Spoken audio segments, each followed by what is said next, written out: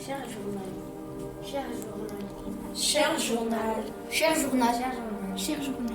Cher journal. Cher journal. Cher journal. Cher journal. Cher journal. Cher journal. Mardi 24 septembre 2024, nous avons eu la chance de rencontrer l'équipe bleue des sous-mariniers. C'était impressionnant et nous avons appris beaucoup de choses sur leur activité sous l'eau. Ils nous ont raconté comment ils vivent et travaillent dans les sous-marins. Ils nous ont offert un exemplaire du logo La Métisse que nous avons accroché en classe.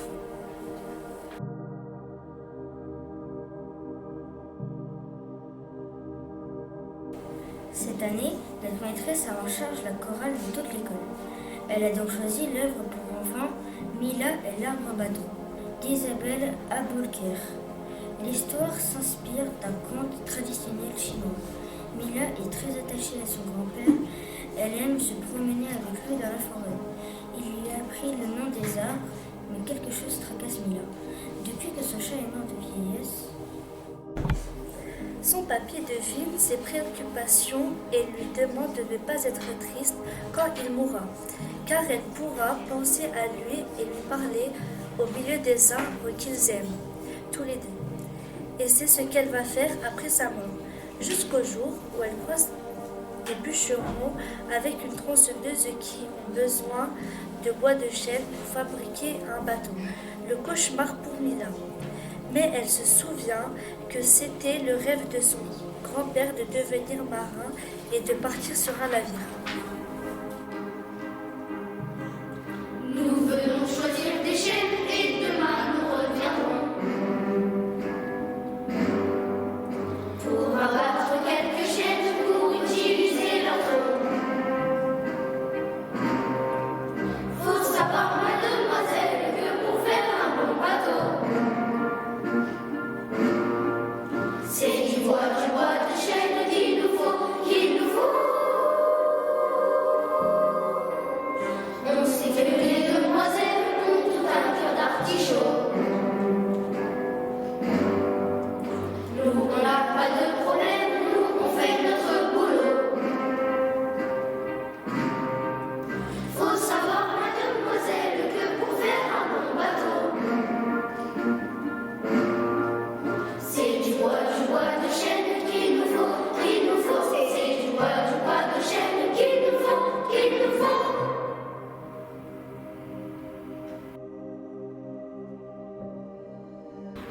Vendredi 6 décembre, c'est au tour de l'équipage rouge de nous rendre visite.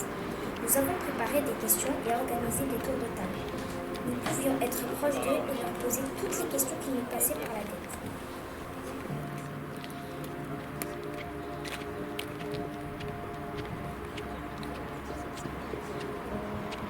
Parfois, dans la classe, on se fâche entre nous.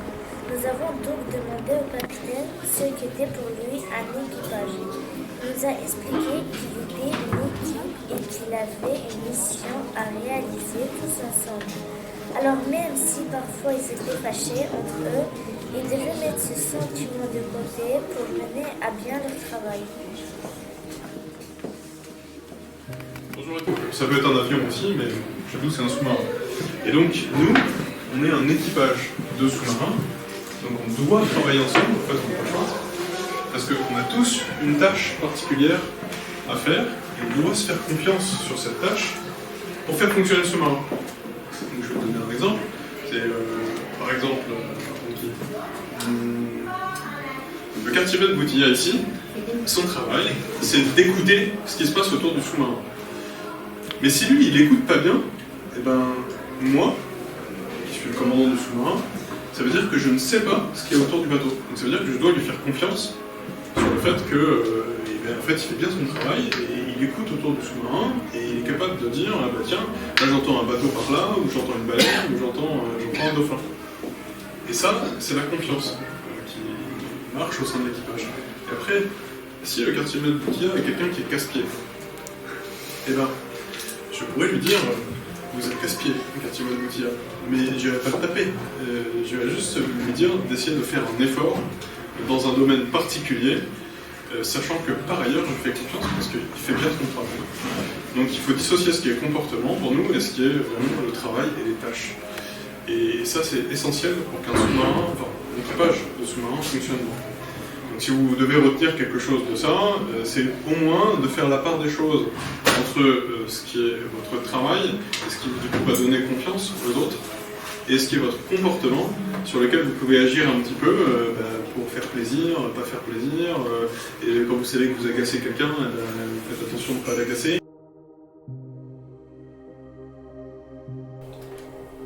C'était vraiment passionnant.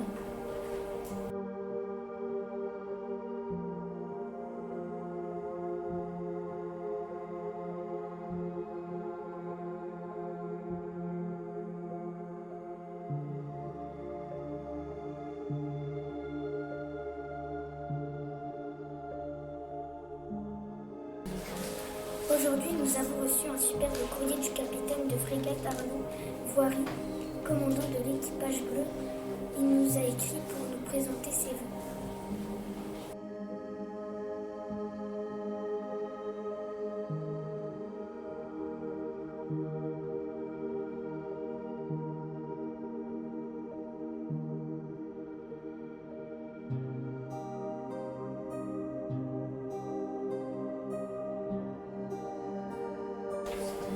Madame, chers enfants, j'ai été ravie de vous rencontrer fin septembre dans votre classe. Toutes vos questions et votre jeunesse ont réjoui les marins présents. Je vous souhaite de bien travailler et je vous encourage à donner le meilleur de vous-même pour un jour réaliser vos rêves. Bien à vous, le capitaine de frégate Arnaud Voiry.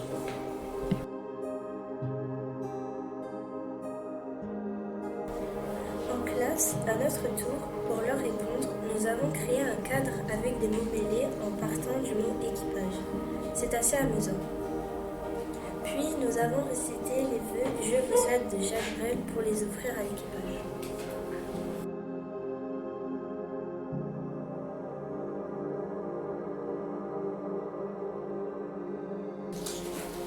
Vendredi 31 janvier.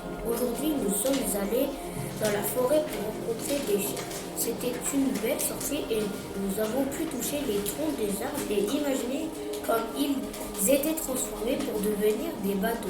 Comme celui du grand-père de Mila, qu'il voulait devenir marin comme équipage de l'Améthyste. Nous participerons également à la fête de l'oral. C'est un concours d'éloquence qui aura lieu dans le théâtre à l'italienne d'Épinal. C'est un lieu magique. Ces épreuves nous permettent d'apprendre tout au long de l'année à nous exprimer en public correctement. Nous devons préparer 3 épreuves, une lecture. Nous avons choisi des extraits de description du sous-marin le Nautilus, du capitaine Nemo dans 20 milieux sous les mers de Jules Verne. Un débat. Nous serons des sous-mariniers du Nautilus et de l'Améthyste qui se réunissent pour savoir lequel des 2 sous-marins est le meilleur. Un reportage. Nous serons des journalistes qui intervieweront des sous-mariniers en direct de l'Améthyste à Toulon. Nous ferons de notre mieux pour présenter notre travail. Nous jouerons bien évidemment tous les rôles et nous avons écrit tous les textes.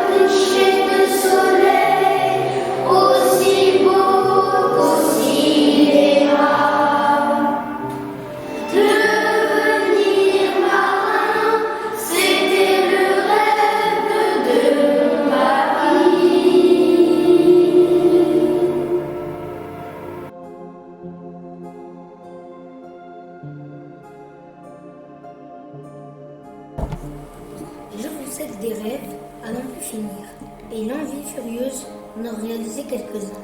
Je vous souhaite d'aimer ce qu'il faut aimer. Et d'oublier ce qu'il faut oublier. Je vous souhaite des passions. Je vous souhaite des silences. Je vous souhaite des chants d'oiseaux au réveil et des rires d'enfants. Je vous souhaite de respecter les différents des autres parce que le mérite et la valeur de chacun sont souvent à découvrir. Je vous souhaite de résister à l'enlissement, à l'indifférence, aux vertus négatives de notre époque. Je vous souhaite enfin de ne jamais renoncer à la recherche, à l'aventure, à la vie, à l'amour, car la vie est une magnifique aventure et nul de raisonnable ne doit y renoncer sans livrer une rude bataille. Je vous souhaite surtout d'être vous fiers de l'être et heureux, car le bonheur est notre destin véritable. Jacques Brel. Vœux prononcés sur Europe 1. Le 1er janvier 1968.